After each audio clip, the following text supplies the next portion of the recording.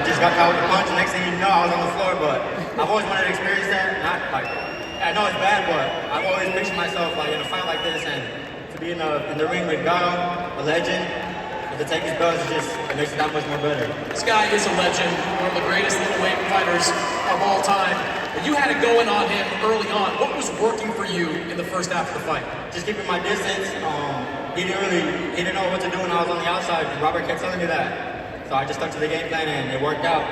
I got a little careless and that's why I got dropped. You had him hurt early on, knocked him down in the early rounds. You surprised he was still coming forward after that? Nah, not really. I know he's a tough fighter. He has more knockouts than I have fights, so that says a lot itself. Like I said, it's an honor to share the ring with Gaio, take his belts.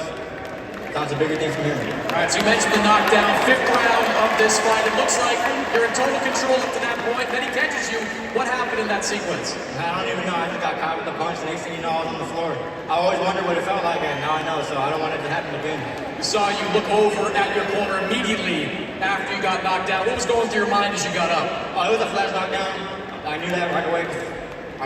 Right after I got up, I was already conscious again. So I just laughed it off and went back to the game plan. In the final round of this fight, you landed a great body shot, and it looked like you knew right away he wasn't getting up from that.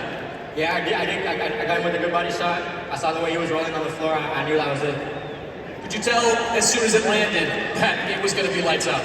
To be honest, I thought he was going to get back up, so I was already mentally prepared to go on to the next round. But he stayed down, and that was it. You've talked a lot about how Gaio's had things to say about your performances against Carlos Cuadras and Sri Rangasai. Did that motivate you coming into the ring tonight? Yeah, I definitely had a chip on my shoulder, wanted to prove him wrong, that I'm the real deal. I've been saying it all week, that I was going to show him tonight, and I did. Carlos Cuadras, Sri Rangasai, and now Juan Francisco Estrada. Is it at all surreal to you to be beating these guys that you grew up watching? Honestly, it is. Just to share the ring with them, to be on the same poster as them, is just crazy to look at, but here I am taking over the division. You knew coming into this fight that Estrada has a rematch clause. You can do this again in the fall. If he doesn't exercise that rematch, what do you want to do next? I want the winner of Ioka Martinez. Is it important to you to become undisputed in this weight class? Definitely. That's something that I've seen other fighters do, and just to see them with all the belts, it's motivating.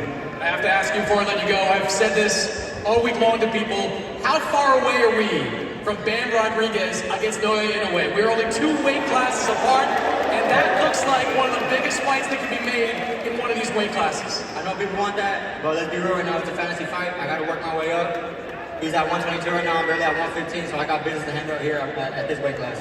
Fantasy fight, but it just got a little bit closer tonight, Bam. Congratulations. Thank you, man. Appreciate you. I'm going to turn to Eddie Hearn. Eddie,